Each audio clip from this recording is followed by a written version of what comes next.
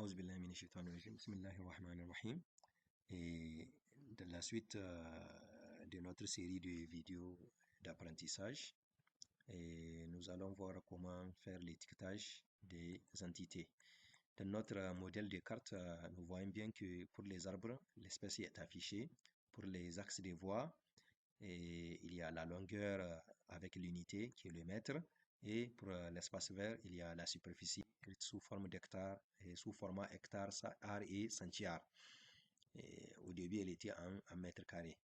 Voilà, donc pour cela, nous allons venir dans les propriétés de la couche d'abord, à commencer par exemple par les arbres. Nous allons double-cliquer ou bien faire un clic droit sur le nom de la couche, ensuite propriété. Ensuite, nous allons choisir l'onglet étiquette, ensuite étiquette simple. Et nous allons choisir, par exemple ici, l'espèce. Et voilà, et on va choisir d'afficher l'espèce de chaque arbre. Ensuite, nous allons prendre la taille 12. Les styles, on va prendre bold, ça veut dire le gras. Et la couleur, nous allons prendre du vert foncé. Voilà. Voilà, donc nous allons appliquer et voilà le résultat. L'espèce de chaque arbre s'affiche. Pour les axes des voies, nous allons double-cliquer et nous allons choisir étiquette simple et nous allons afficher la longueur. Par défaut, bon, c'est aussi des styles gras et ensuite la taille 12.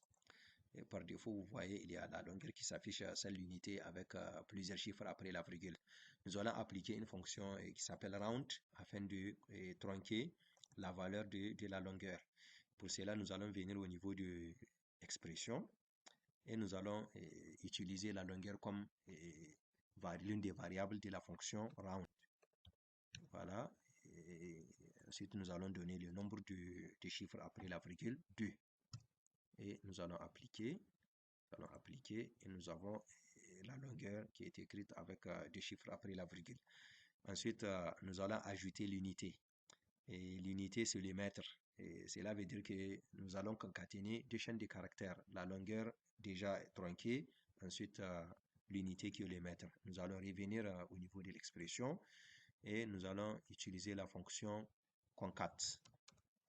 Concat, et nous ouvrons la parenthèse et c'est la première variable qui prend la fonction, c'est la longueur tronquée à deux chiffres après la virgule et nous allons ajouter une chaîne de caractères qui est l'unité, le mètre.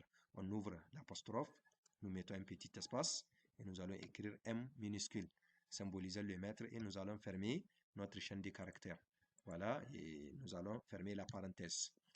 Si nous appliquons, donc l'expression c'est concat, on ouvre la parenthèse, round, on ouvre la parenthèse, la longueur, ensuite deux chiffres après la virgule, on ferme la parenthèse de la fonction round, ensuite nous allons mettre virgule pour donner la deuxième variable de la fonction concat qui est la chaîne de caractères et espace M. Nous appliquons et nous allons obtenir la longueur avec deux chiffres après la virgule plus l'unité qui est le mètre.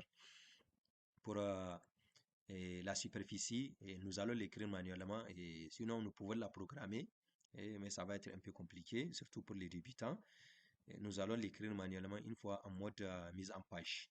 Voilà, et nous pouvons déjà la consulter dans la table attributaire. Donc nous avons 11 ar et 91,84 stiar. Comme les unités agraires vont de 100 à 100, nous avons 0 hectare. Voilà.